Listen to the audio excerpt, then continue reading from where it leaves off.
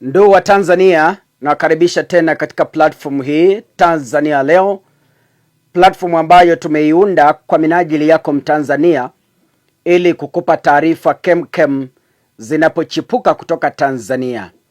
Kama unanitazama, ningeomba kwamba usubscribe. Nataka nikupe matukio ambayo yametendeka Tanzania, vita vikali kati ya Rais Mama Samia Suluhu na Waziri Simba Chawene. Simba Chawene aliteuliwa kama waziri wa masuala ya ndani katika serikali mpya Tanzania. Tukumbuke kwamba Oktoba mwaka 2025 Samia Suluhu alilazimisha ushindi wa uchaguzi na akawa rais wa taifa la Tanzania. Ilipofika tarehe 17 Novemba mwaka 2025, Mama Samia Suluhu akamteua Simba Chawene kama waziri wa masuala ya ndani. Desemba mwaka jana, Simba Chawene ametoa taarifa ambayo haikumfurahisha dikteta Mama Samia Suluhu. Katika kanda zangu ambazo zimepita, nimekuwa nikiwajulisha kwamba kama wewe una akili timamu ya kufikiria kuleta umoja Tanzania, hamwezi mkaelewana na dikteta Samia Suluhu. Kwa nini niseme haya? Kwa sababu Samia Suluhu anataka kuongoza Tanzania kwa kifua na kwa sauti kubwa na kwa nguvu za kutumia jeshi la polisi.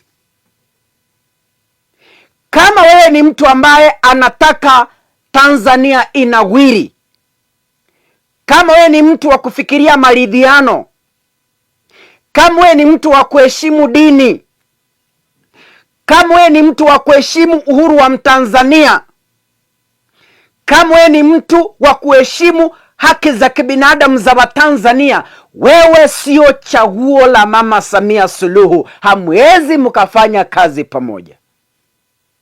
Ukweli ubaki kwa ukweli. Kuna baadhi ya Watanzania mmeingia comment section, wengine mnasema mambo ambayo ni ya kupotosha, lakini niwajuze kwamba hakuna vile ukweli utabadilika kwa ukweli. Tanzania msipochunga, Mama Samia Suluhu ataielekeza Tanzania kwa mtaro. Mpende msipende. Ni nini kimemvuta kazi Simba Chawene, waziri wa masuala ya ndani katika taifa la Tanzania? Sikiza.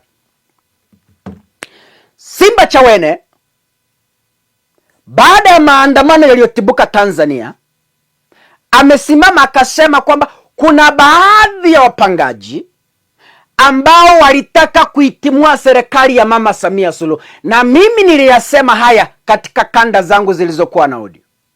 Nilisema haya, lakini wengi mkasema ni propaganda, mkasema ni taarifa zisizoaminika. Lakini niliwaeleza, nikawaambia kwamba katika taifa la Tanzania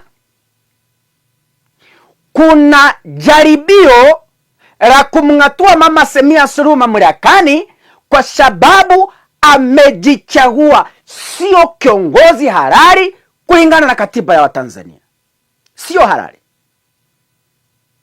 Marais wengine kutoka mataifa mengine walijitenga na ushindi wa Samia Suluhu na wakasema kwamba haiwezekani katika taifa ambalo ni la demokrasia rais ashinde na 98%. Haiwezekani. So kwa nini Simba Chawene ametimuliwa? Ni kwa sababu Simba Chawene aliketisha jeshi la polisi la Tanzania, akalieleza vikamilifu, akasema kwamba mimi sitakubali kukamatwa kiholela kwa Tanzania, kinyume na dikteta Mama Samia Suluhu.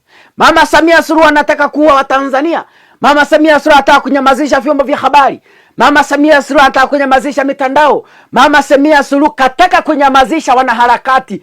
Yeye hataki kukosolewa. Lakini Simbachawene akasema kama kiongozi, kama waziri wa mambo ya ndani katika Tanzania, sitakubali Watanzania kukamatwa kiholela bila hatia.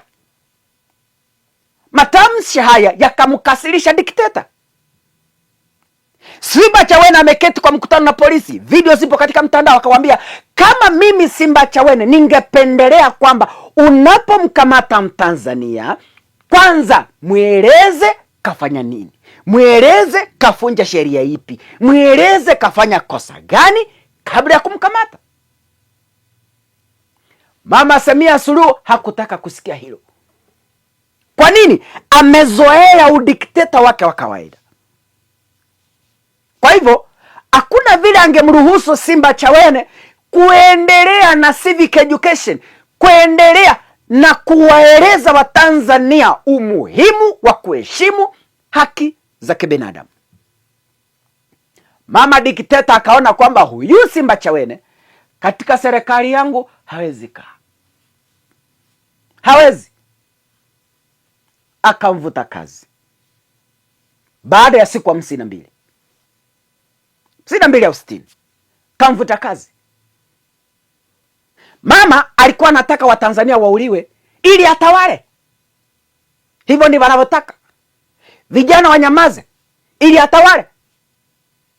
Vyombo vya habari vinyamazishwe ili atawale. Kwa sababu jua kwamba muhula uliopita ulikuwa ni muhula wa John Pombe Magufuli, baba wa taifa la Tanzania. Alipofariki, Mama Samia Suluhu kama naibu wake akachukua usukani. Kwa hivyo katiba haimhesabii muhula uliopita. Muhula wa Mama Samia Suluhu umeanza mwaka jana Oktoba. Kwa hivyo Watanzania, jua kwamba mama tena atarudi baada ya miaka 5 kumaliza mihula yake miwili. Musiposimama kidete sasa, waliouliwa 10,000 watauliwa 20,000 kwa muhula ujao. Msipochunga, msimame kidete, mtetee walio na akili kama Simbachawene. Huo ni ukweli wa maneno nawaambia. Lakini msiposikiza mimi nikiwaeleza, basi shauri yenu. Taifa la Tanzania linahitaji watu wenye akili timamu kama Simbachawene. Aliitisha vyombo vya habari mbele ya polisi, mbele ya jeshi la polisi, akaeleza dunia kwamba mimi kama waziri wa masuala ya ndani, mimi ningependelea kwamba jeshi letu la polisi, unapomkamata mtu uvalie sare rasmi ya jeshi letu. Uvalie sare rasmi. Isikuwe wewe ni mtu wa kwenda na nguo za nyumbani kwenda kumkamata Mtanzania. Hajui huyu polisi wala ni mtu ambaye anataka kumuua. Simbachawene akatuma nyumbani kwa sababu ya kuwa na akili nyingi kumshinda dikteta. Mama dikteta anataka watu wanaonyamaza kama huyu. Najua nimemuona juzi bila aibu. Bila aibu anaeleza dunia katika vyombo vya habari kwamba amemteua bintie kama waziri msaidizi katika wizara ya elimu, na kutia msumari kwenye kidonda. Anauliza watu, kafanana nani? Maona kafanana nani? Jamani, maona kafanana nani? Bila aibu. Bila aibu. Mbele ya vyombo vya habari, mbele ya mataifa, ana aibu ya kula pesa za Watanzania na familia yake. Hana aibu.